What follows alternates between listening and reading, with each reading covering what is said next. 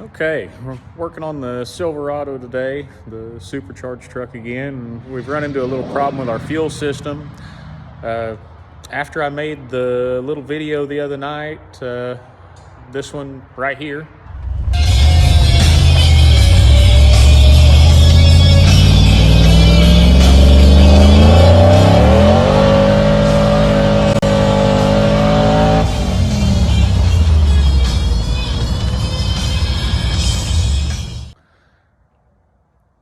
now literally right after I made that, I went and got fuel and made a little hit, and the fuel system was done.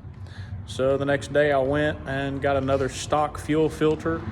That it was a little clogged, but that wasn't it. So we've either got the bottom of our 525 is either the sock for it is either bad, we've got a bad 525, or we're just out of line. We've got new lines and everything over. We've got everything ordered, and we've got it all here. New sock and new lines, new filter, whole 9 yards. So hopefully this is going to fix it, as long as it's not the pump itself. So I don't think it's the pump. We'll keep our fingers crossed, but let's dive into this and see what we see. Okay, we're back under the front of the truck. Show you how the exhaust is done. Just came out of the driver's side header there with a V-band. Put a nice little 90 on it. Came down, 45 it back up.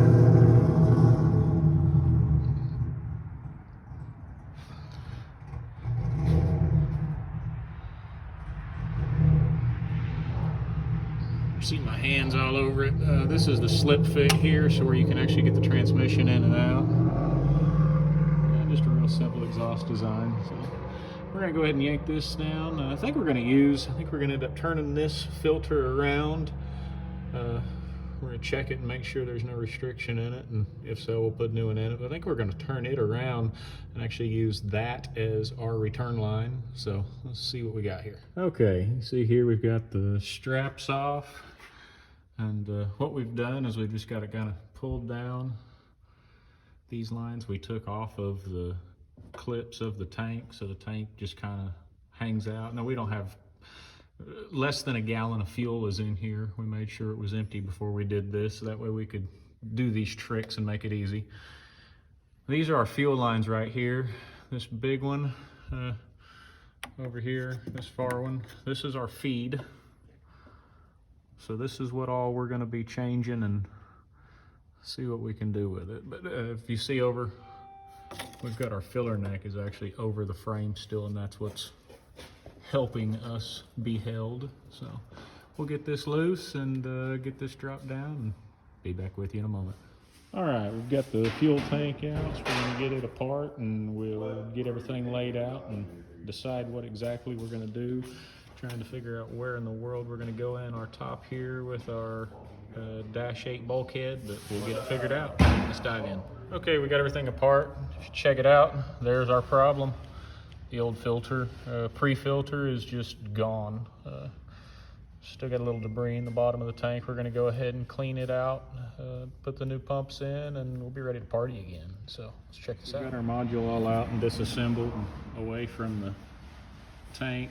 What we're going to do is we're going to take our cutoff wheel. We're going to cut these two off. We've already moved our pressure sensor over so that way we can still keep everything. We're going to cut these off, and that way we're going to end up drilling about right here, I think, for our number 8 bulkhead. So let's check this out.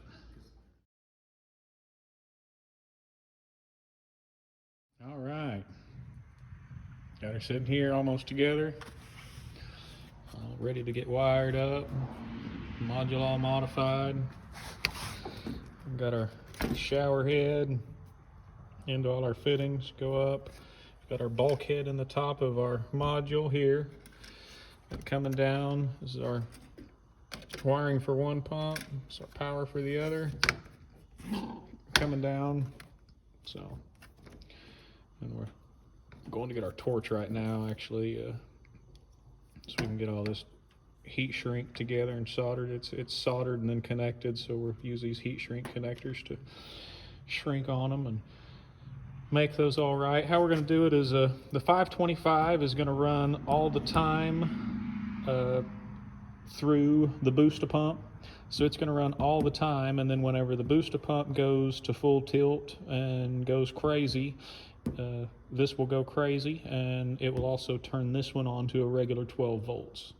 So we'll get this all wired up and plumbed in and see what we can do. Okay, we've got it all together here. Let's see, it's sitting down. That's how our module's going to sit. Go ahead and pick it up here, get you to see it. Our dash 8 out the top. So let's get this in the truck, see how we like it.